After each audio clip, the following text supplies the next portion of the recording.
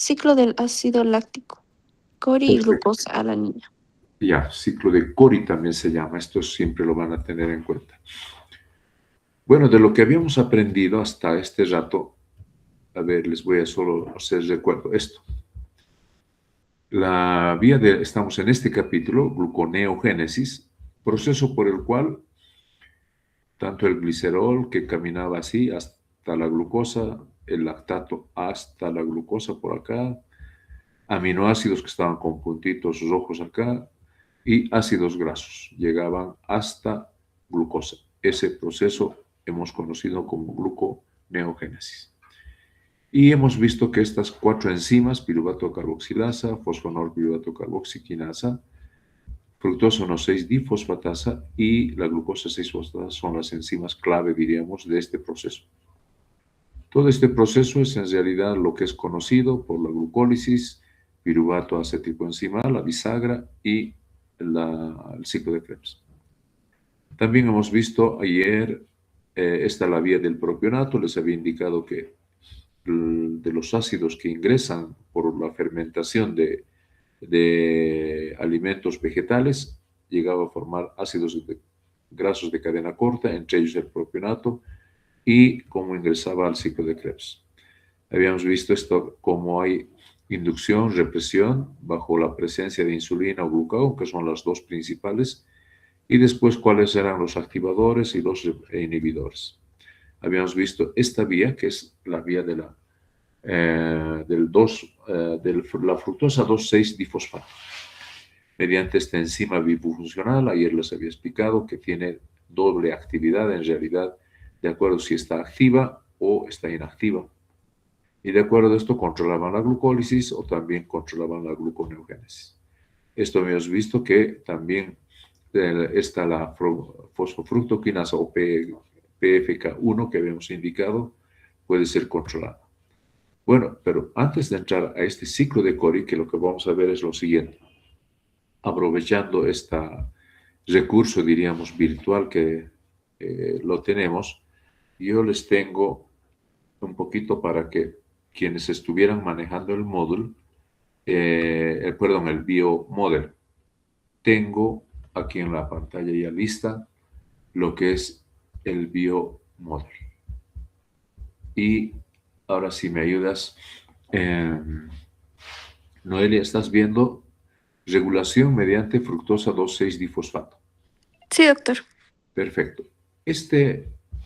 Para quienes quieran asentar más sobre este tema de la gluconeogénesis, este esquema no es tan diferente, diríamos, al que tenemos nosotros, pero también expresa, ahí está la enzima bifuncional, la, la PFK2, que es la que forma, digamos, fructosa 6-fosfato en fructosa 2,6-difosfato, y la fructosa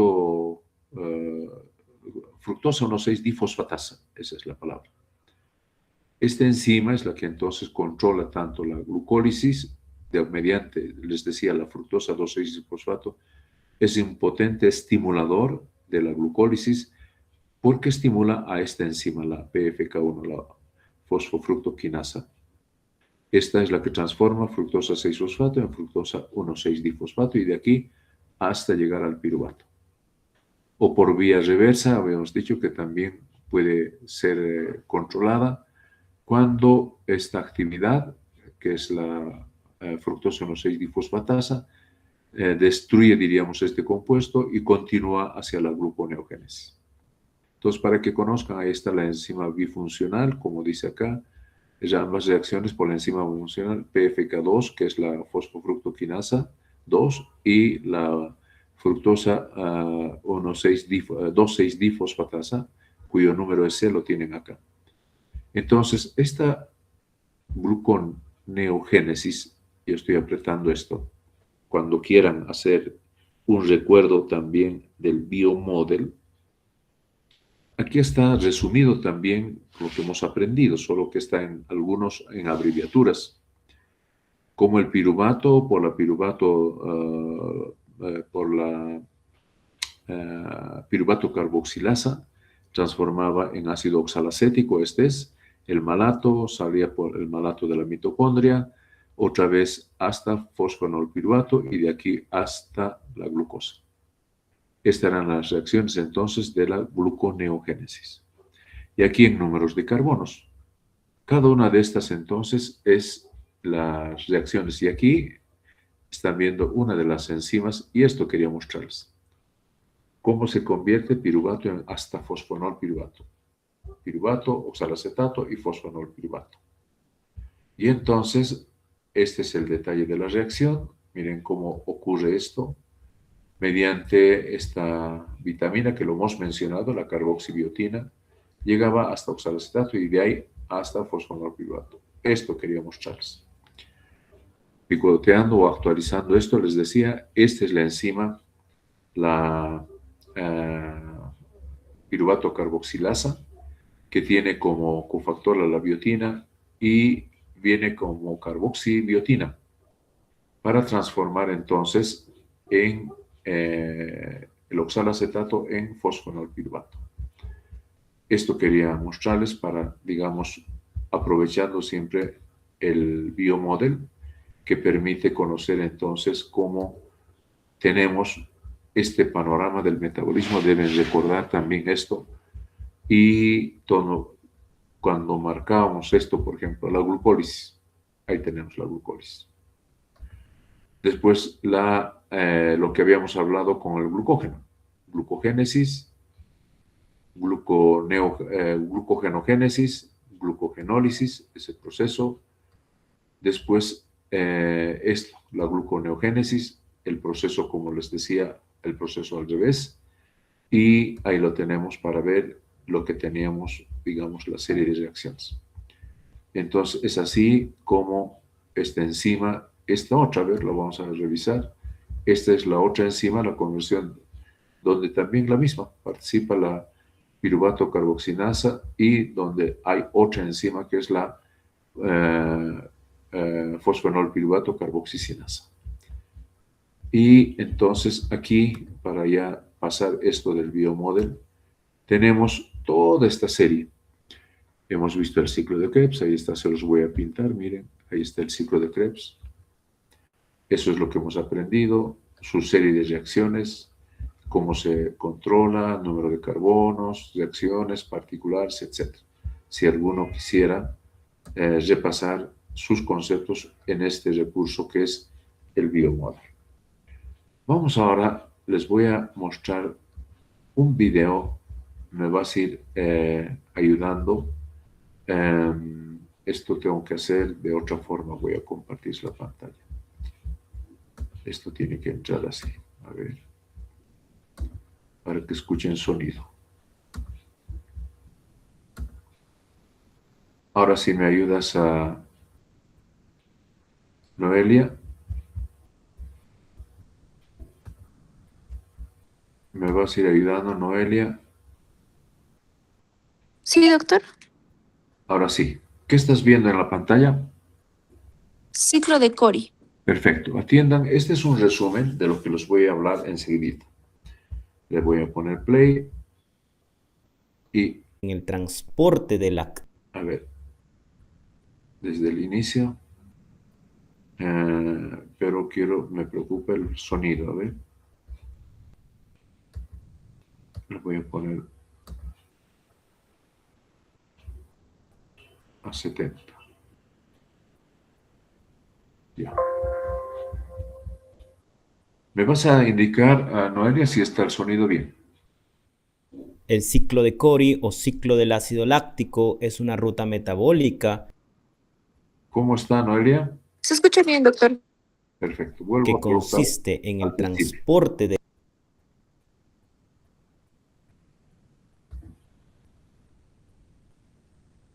El ciclo de Cori o ciclo del ácido láctico es una ruta metabólica que consiste en el transporte del lactato producido en el músculo esquelético hacia el hígado para que éste pueda ser convertido en glucosa.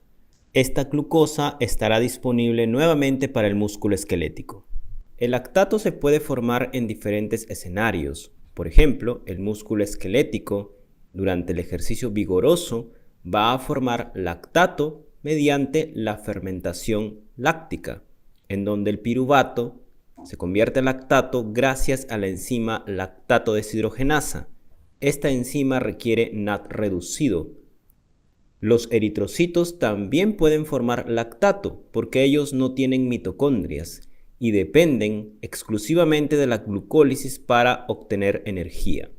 El lactato no se puede acumular en la sangre ni en los tejidos porque se puede generar la condición denominada acidosis láctica y esto es perjudicial. Ante este escenario, el lactato debe ser reciclado y este reciclamiento va a ocurrir en el hígado o tejidos gluconeogénicos como el riñón. Vayamos un poco a los detalles de cómo ocurre el ciclo de Cori. En este ciclo principalmente se involucra el músculo esquelético y el hígado. En condiciones de ejercicio vigoroso, demanda energética o en condiciones de ayuno, el músculo opta por utilizar sus reservas de glucosa. Las reservas de glucosa se encuentran en forma de glucógeno. El glucógeno mediante la glucogenólisis se va a convertir de alguna manera en glucosa 6-fosfato. Esta glucosa 6-fosfato entra a la glucólisis para formar piruvato. Debido a las condiciones de demanda energética, el piruvato va a ser convertido a lactato mediante el proceso bioquímico denominado fermentación y aquí participa la enzima lactato deshidrogenasa. Esta enzima requiere NAD reducido que fue formado en la glucólisis. El lactato no se puede quedar en el músculo, entonces va a viajar en la sangre hasta llegar al hígado. En el hígado, la lactato deshidrogenasa hace un trabajo de reversa, es decir, va a convertir este lactato en piruvato. Y aquí ya no se va a requerir NAD reducido, sino lo contrario, NAD oxidado.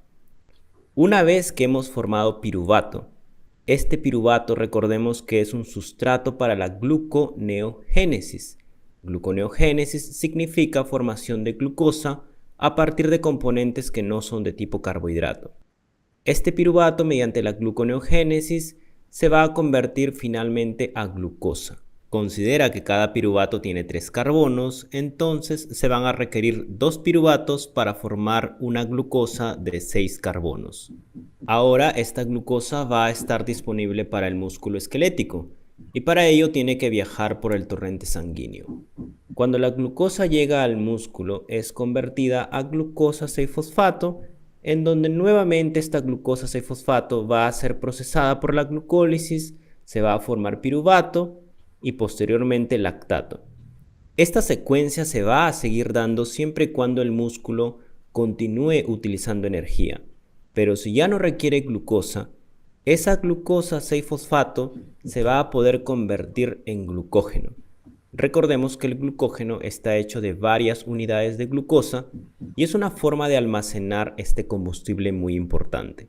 Recuerda que el lactato únicamente no se produce por el músculo, también se produce por los eritrocitos. Otro dato importante es que el hígado no es el único que puede convertir lactato en glucosa. Los riñones también pueden hacer gluconeogénesis.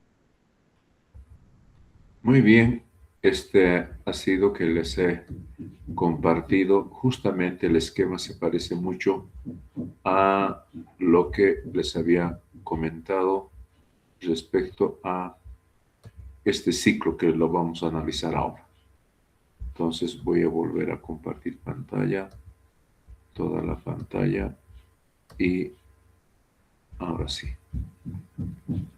Debe estar subiendo. Listo. Ahora sí. Ahí lo tenemos. Muy bien, ahora sí. Noelia. Sí, doctor. Tal vez el volumen está para mi gusto un poquito alto. Le voy a poner en 50 y 50. Ahora sí. ¿Me escuchas bien, Noelia? Sí, doctor. Perfecto.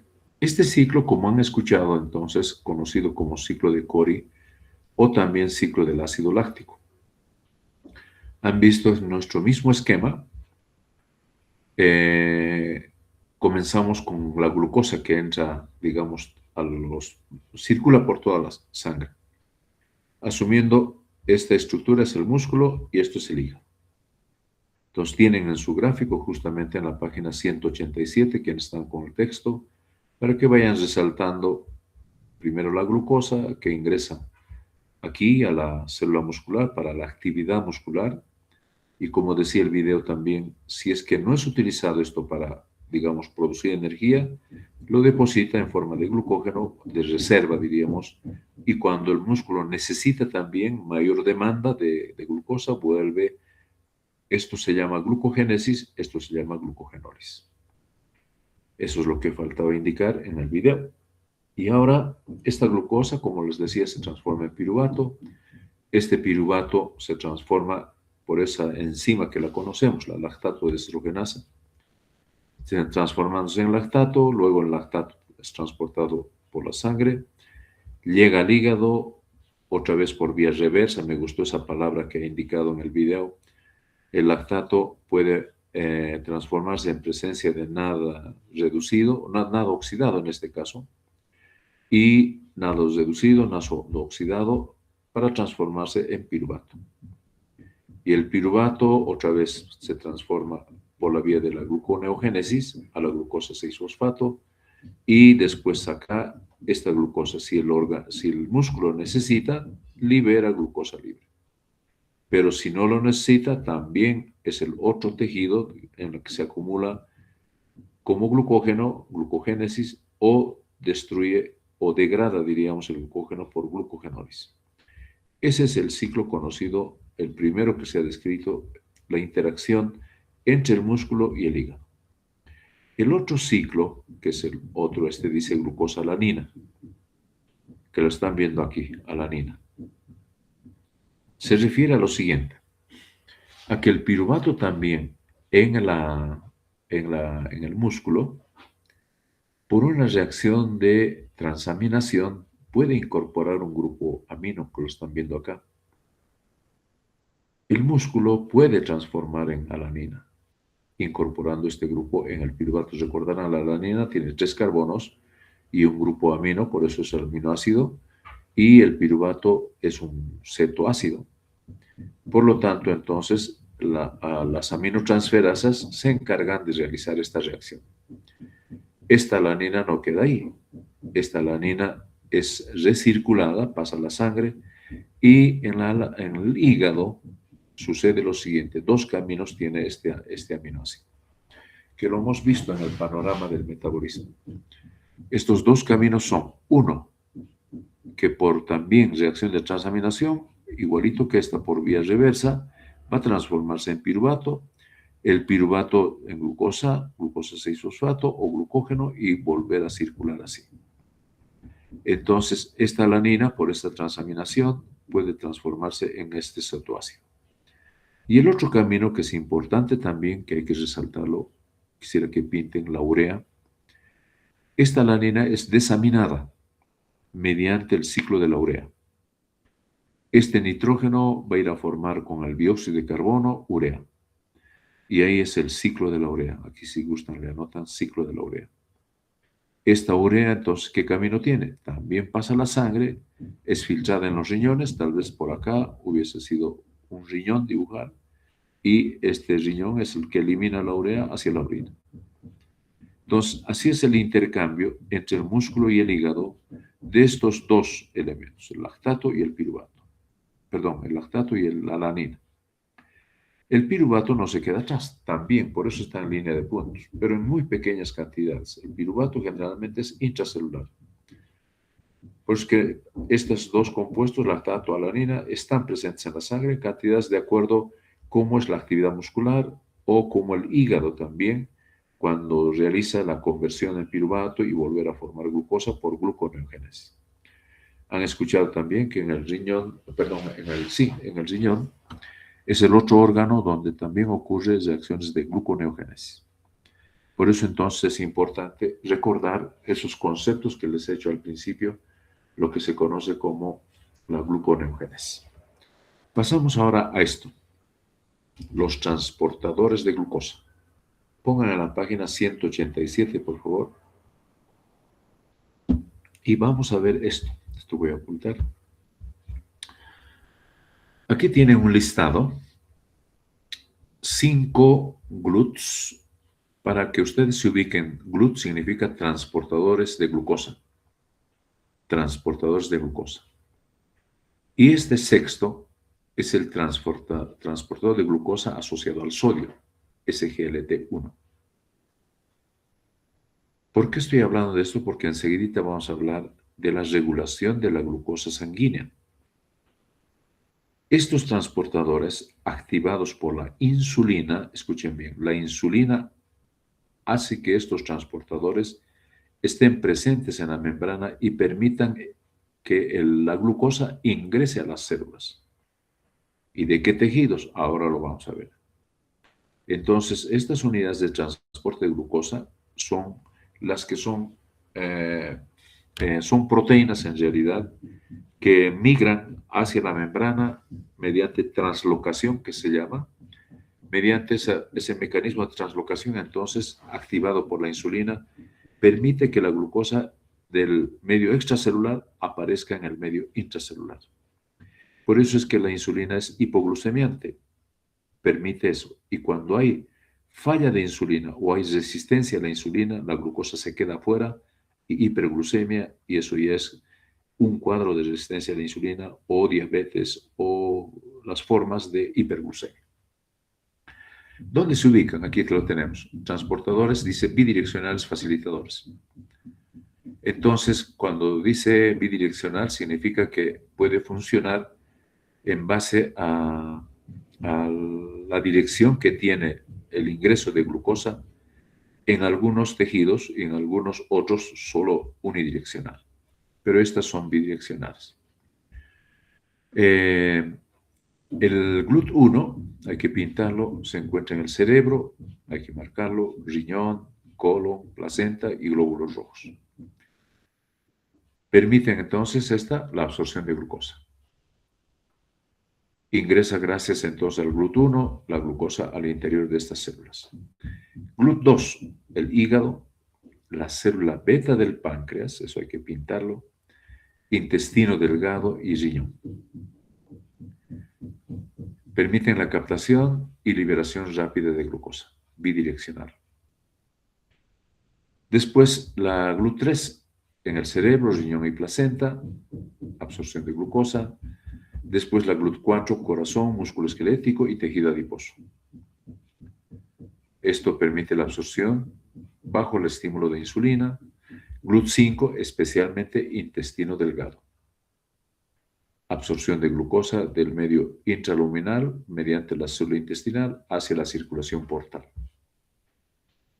Después el transportador dependiente de sodio. Por eso les decía GLT, SGLT. S viene de sodio, GL de glucosa y T transportador. Esto especialmente se encuentra tanto en el intestino como en el riñón, que permiten la absorción de glucosa. Consumo de glucosa, dice, contra un gradiente de concentración. Entonces, este transportador es importante, el que permite que junto al sodio ingrese el sodio, la glucosa. Y cuando el sodio, deben recordar este esquema, les mostré cuando hemos visto absorción de la glucosa. Este transportador entonces único, tanto en el intestino como en el riñón. Bueno, yo aquí tengo la estructura, digamos, del GLUT1 y del GLUT3. Son varias subunidades, miren, 1, 2, 3, 4, 5, 6, 7, 8, 9, 10, 11, 12 subunidades del GLUT1. Y ahí tiene extremo N y aquí el extremo carboxilo terminal.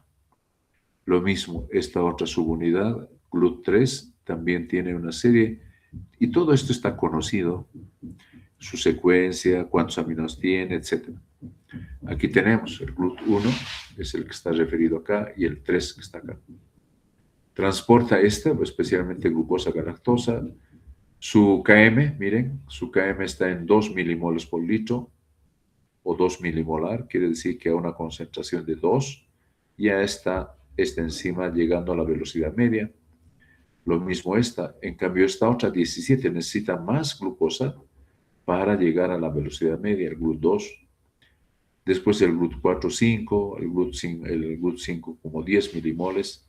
Esto se refiere a lo que enseguida vamos a recordar, el Km, que era la concentración de sustrato con la cual se alcanzaba la mitad de la velocidad media, de la velocidad de reacción media. Donde se localizan, ya hemos dicho hace ratito, eritrocitos, células endoteliales, además cerebro, neuronas, riñón y linfocitos.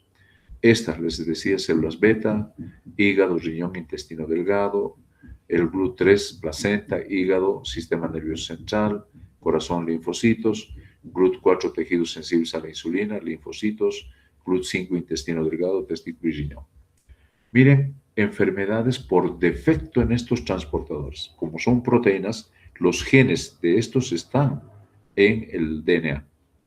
Puede haber, por ejemplo, síndrome de deficiencia de este transportador tipo 1, síndrome de Fanconi-Bickel, así, defecto del transportador 2, del GLUT2, defecto del GLUT2, por ejemplo, restricción en el crecimiento intrauterino fetal, después diabetes tipo 2, recuerden esto, GLUT4 que se encuentra en los tejidos periféricos que son susceptibles a la insulina, algunas células cancerígenas, por ejemplo, pueden estar con defecto en el GLUT5. Esto, pongan en la página 188, que ya les hice pintar mucho de esto, es tercera vez que estoy mostrándoles este gráfico. ¿De qué se trata? Cuando la glucosa sanguínea, aquí dice, glucosa en sangre, recuerden, está entre 3.6 a 6.1 generalmente, por acá es el rango de la glucosa normal, enseguida vamos a repasar eso. La glucosa sanguínea tiene límites estrechos de regulación. Hablando de 10 milimoles por litro, esto es ya como 180 miligramos de cilitro. Prácticamente ya diabetes, diríamos.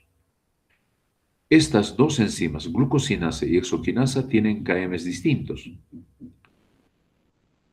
Resulta que para que active y llegue, digamos, a trabajar esta enzima, la glucosinasa, debe requerir para una actividad que llegue a la mitad, miren, una concentración de 10 milimoles litro. El Km entonces es 10 milimoles por litro. Ahí tienen, la Km para la glucosa en la hexoquinasa es de 0.05, casi nada, miren, si esto es 5, cada sector sería, digamos, 4, 3, 2, 1, y la mitad de 1, 0.5. Ahí estuviera el gráfico casi imperceptible. 50% de la actividad o 50% de la velocidad máxima, mitad, a esa concentración de 0.5 tiene la Km para hexoquinasa. En cambio, 10 les había hecho dibujar acá, puntitos, deben estar en sus libros con puntitos. Así, el eje de abscisas y el eje de ordenadas. Entonces, hay que entender que la glucosinasa necesita altas concentraciones de glucosa para llegar a la mitad de la velocidad máxima. En cambio, la hexoquinasa, como es inespecífica, puede trabajar con fructosa, galactosa, manosa o glucosa, por eso el término exo. En cambio, glucosinasa es específica para glucosa. Estas dos son enzimas que controlan la glucólisis, justamente como transformando la glucosa en glucosa 6-fosfato. Esta glucosinasa especialmente en el hígado y esta en los tejidos extrahepáticos. Entonces ahí lo tenemos, la diferencia entre las dos enzimas, para que lo vuelvan a captar. Ambos tienen KMs distintos para desarrollar su acción.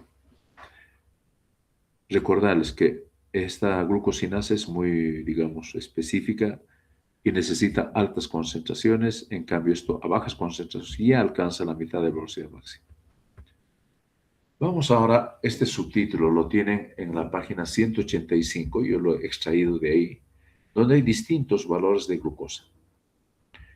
Se los leo. Miren, la glucemia en los mamíferos mantienen entre 4,5 a 5,5. En nuestra sangre de nosotros, en los humanos, de 3.6 a 6.1 milimoles litros es medida. Pero miren este detalle. Bajo ingesta de comida, se llama también glucemia postprandial, después de alimentos, llegan entre 6,5 a 7,2 milimoles litro, franca hiperglucemia.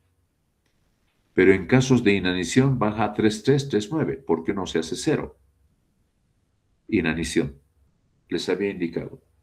No baja más, digamos, de 3, porque el hígado y el riñón especialmente realizan gluconeogénesis. En el caso que bajara de esto, y lo vamos a ver más aquí abajo, cuando baje de 2, la persona puede llegar a realizar convulsiones. Dice, una hipoglucemia repentina en casos de sobredosis de insulina. Esto puede pasarles, chicos, hay que tenerlos en cuenta, porque la insulina tiene mucho cuidado en el manejo en los diabéticos. Puede haber accidentes, de pronto calculan mal la dosis de insulina y sobredosis de insulina. Causan franca hipoglucemia por debajo de 2 y convulsiones, puesto que el cerebro depende de glucosa. Al no haber aporte de glucosa al cerebro, puede haber convulsiones y pudiendo llegar al shock hipoglucémico, se llama, o llegando a daño cerebral. Miren qué importante entonces es la glucosa para el cerebro. Dice, sin embargo, es posible que toleren concentraciones mucho menores, debido a que la hipoglucemia puede haber, si es que hay una adaptación por lentitud o se adapta, puede haber niveles un poco más bajos. Pero un descenso brusco puede ocasionar esto, convulsiones y daño en el sistema nervioso central. Para que tengan referencia, miren en las aves, hay concentraciones más altas de glucosa, 14 milimoles por litro. En los rumiantes es mucho más baja, miren, 2,2 milimoles litro en ovejas y 3,3 milimoles en el ganado vacuno. Pues estos animalitos se manejan, las aves sí necesitan, digamos, bastante cantidad de glucosa porque en su actividad metabólica, estas aves especialmente, por la actividad muscular que tienen, recuerdan, estas aves de caminar deben hacer 10%, la mayor parte se manejan volando, y los músculos que manejan las alitas de las aves utilizan bastante glucosa y tienen concentraciones altas. En cambio, los rumiantes, deben recordar, tienen, si su alimentación es en hidratos de carbono, pero esos hidratos de carbono los transforman por fermentación en ácidos grasos de cadena corta.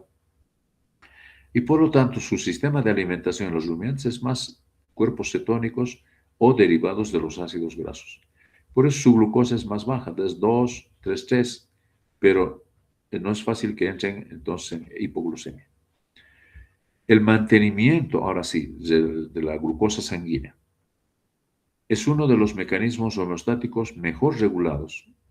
Tiene una regulación muy fina, con interacción del hígado, tejidos extrahepáticos y algunas hormonas. ¿Cuáles? Especialmente esta, la hiperglucemiante insulina, que en casos cuando uno se ingiere alimentos ricos en hidratos de carbono, eleva la glucosa, que enseguida les voy a hablar de la curva de tolerancia a la glucosa oral. La insulina entonces se encarga de bajar la glucosa. En cambio, el glucagón es antagónica. Esta más bien eleva la glucosa por activación de la glucogenólisis y activación también de la gluconeogénesis. Lo hemos visto. Estas otras dos, GH y ACTH, son también hiperglucemiantes, junto a los corticoides que ayer habíamos visto. Los glucocorticoides, entre ellos el cortisol especialmente, o la hormona del estrés que se la conoce, también hiperglucemiante. Lo mismo que la adrenalina. La adrenalina en muchos de los esquemas les he mostrado que trabaja igualito que el glucagón, uniéndose a los receptores beta-2 adrenérgicos. Las células hepáticas son libremente permeables a través de este GLUT2, mientras que las células de tejidos extrahepáticos, excepto las células beta del páncreas, son relativamente impermeables. Todos estos reciben glucosa gracias a los transportadores estimulados por la insulina. Bueno, así es entonces como se controla la glucosa sanguínea. Este es un cuadrito importante, le van a poner, ojo, la página 188, donde están viendo cómo es la respuesta a la insulina y el glucagón en el hígado, en el tejido adiposo y en el músculo. Aquí, ante el aumento de la insulina o la disminución de la insulina y aumento del glucagón.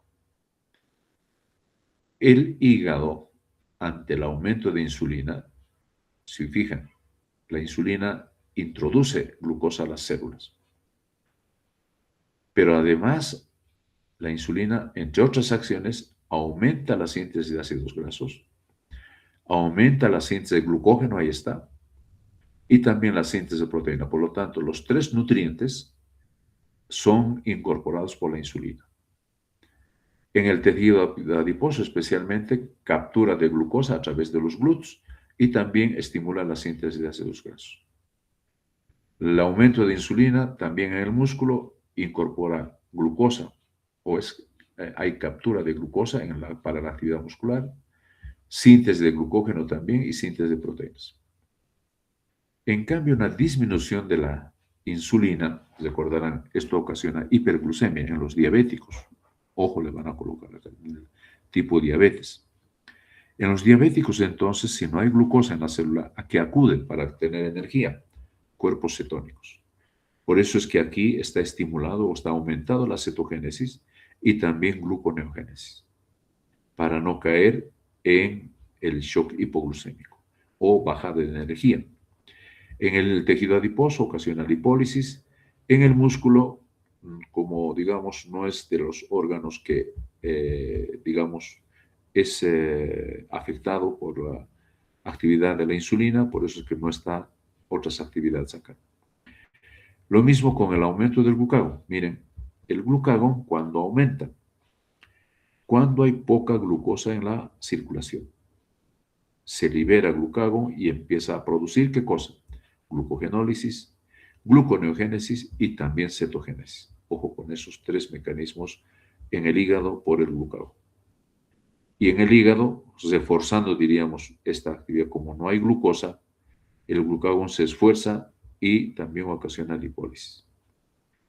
Cuadrito importante, entonces, que resume actividad de la insulina, cuando está aumentada, cuando está disminuida, o aumento de glucagón. Vamos a esto, que se llama la tolerancia a la glucosa oral. Esto lo hacíamos en prácticas, no sé si, claro, ahora que estamos en crítico, en crisis, hay que seguir atentos a las noticias. Ayer me pasaron, Silvia me pasó un comunicado que no lo tenía y ahora sí, como en la tarde nos pasaron a través del Departamento de Ciencias Funcionales ese comunicado. Y bueno, se ajusta a este momento que estamos viviendo. Y también me enteré, nos pasaron un dato, que la rectora y el vicerrector habían estado en Cobija y en el Congreso Nacional de Universidades, también analizando este problema, que nosotros estamos de la parte virtual, etcétera, etcétera. Hay que seguir nomás, digamos así, pero les comento, para terminar casi ya esto. ¿En qué consiste esto? ¿Para qué sirve? Tolerancia a la glucosa oral. Tienen en la página 189 este gráfico donde está en el eje de ordenadas, está la concentración de glucosa, aquí estamos en milimoles por litro, y aquí los tiempos. En el eje de X está tiempos. 30 minutos, 60 minutos, 90 minutos, 120 minutos y así. 1, 2 o 3 horas. Dice aquí, esto quisiera que lo subrayen. La curva de tolerancia a la glucosa oral se hace con cantidad de glucosa de 1 gramo de glucosa por kilogramo de peso. Si una persona pesa 80 kilos, 80 gramos debo darle de glucosa en un frasco, generalmente en un vaso, 250 mililitros. ¿Para qué sirve esta prueba? Para definir si uno es o no es diabético. Porque puede haber glucemia postprandial o que la persona se haya alimentado algo. En condiciones normales, miren acá, comenzando con una glucemia basal, se dice tiempo cero. Una glucemia basal, digamos, aquí está cercano a 4. Les decía 3.6 hasta 6.1 es el rango normal. Nivel bajo, digamos, en ayunas, puede estar cercano a 4. En este momento se toma la muestra y al paciente o a la persona que se va a realizar esta prueba se le indica que debe tomar la glucosa disuelta, y en este caso generalmente nosotros en el laboratorio utilizamos la glucosa nidra de reactivo, pero también se puede utilizar esto que Noelia me acuerdo que siempre lo maneja en la cartería o en su bolsón o en su mochila, esta glucosa 15 gramos, 2 sobres 30, 4 sobres 60. Como entre 4 a 5 sobres para una persona en 70, 80 debe disolverse, se dan cuenta, es una cantidad alta. Al cabo de 30 minutos debe tomarse la segunda muestra. Y miren, la glucosa está alcanzando hasta 8 milimoles por litro. Es este momento que después de que el intestino haya absorbido, la insulina se libera y empieza a actuar la insulina. Al cabo de una hora todavía está, se toma todavía muestra a la tercera muestra, cuarta muestra, hasta a veces quinta muestra. En la quinta muestra prácticamente debe llegar a la normalidad. Al cabo de 2 horas, entonces, el páncreas responde para que la glucosa baje. En un diabético, miren, este es el riesgo, se le da cantidad de glucosa y aquí se mide cuánto en realidad, miren, este momento empieza la absorción. Pasa entre los 30 a 60 minutos, miren la glucosa cuánto llegó, 16 milimoles litro. Esto en cantidad, en sistema internacional, en el sistema convencional, debe estar tranquilamente cercano a los 200, 220 miligramos de cilitro. Pero miren cómo es la respuesta lenta del páncreas. Al cabo de 2 horas todavía sigue en hiperglucemia. 3 horas todavía recién, miren, está llegando a sus niveles basales. Tal vez entre 3 horas y media, 4 horas, recién va a normalizarse. Confirmado entonces diabetes. Esta es la prueba que se sirve para definir si una persona es o no diabético. Ahora la prueba ya se ha simplificado. Nosotros hacíamos hace muchos años, tomando muestras de sangre, centrifugando, etc. Hoy por hoy, con el glucómetro, se ha hecho más llevadero, simplemente haciendo la punción capilar, la glucosinta que se llama acá, y el aparatito. En este caso, por ejemplo, miren, 105 miligramos de cilitro. Bueno, es así entonces como tengo otro gráfico. Aquí está para que lo tengan. La dosis es 1 gramo por kilogramo de peso por vía oral. Permite medir entonces primero siempre cuánto la glucosa se está absorbiendo, cuánto asimilan las células y cuánto es la que el páncreas responde produciendo insulina, para que la insulina hace que ingrese glucosa hacia las células. Tengo otro gráfico, miren, ahí está normal, a los 30 minutos, a los 60 minutos, a los 120 minutos, normal. Y un paciente diabético, miren, ahí está, al cabo de entre 1 a 2 horas, todavía sigue alto, va a llegar 3 horas, 4 horas, recién tal vez llegue a su nivel basal. Esa entonces es la curva de tolerancia a la glucosa oral, que se llama también. Recordarles que en laboratorio se utiliza esta glucosa que se llama glucosa nidra para disolver en un vaso de 250 mililitros de agua destilada para que el intestino absorba glucosa hacia la circulación. Y esta glucosa, nosotros en el laboratorio utilizamos esto porque esto sí era muy caro, pero con 4 o 5 sobres de esto pesábamos a las personas que, digamos, a las cuales realizamos, y de acuerdo a su peso calculábamos simplemente, miren, 1 gramo kilogramo de peso, no es complicado. Si una persona pesa 70 gramos, pesa 60 gramos, y 4 sobres de esto tranquilamente podría disolverse. Así es entonces esta curva que se llama la tolerancia a la glucosa oral. Bueno, con eso, esta ha sido una clase cortita y ahora sí, me vas a ir ayudando, Noelia. Está bien, doctor. La próxima clase que vamos a hacer mañana, es la vía de la pentosa fosfato. Nosotros seguimos entonces avanzando y con nuestros temas Cuídense, estaremos siempre atentos a las noticias. Es cada día más dramático los alimentos en la casa. Ya me imagino los papás de ustedes deben estar pasando figurillas, como yo acá en la casa. Ni bien termina la clase, voy a ir a hacer, he dejado una fila, se dan cuenta, vivo cerca a un EMAPA acá. Creo que les dije, Noelia, alguna vez, vivo del Triangular a una cuadra sobre la Buch. Y entonces voy a aprovechar el tiempo un rato. Listo, eso es todo, Noelia. Muchas gracias. Hasta luego, Noelia. Hasta luego, Silvia. Hasta luego, Camila. Hasta luego, Sebastián. Muchas gracias a todos.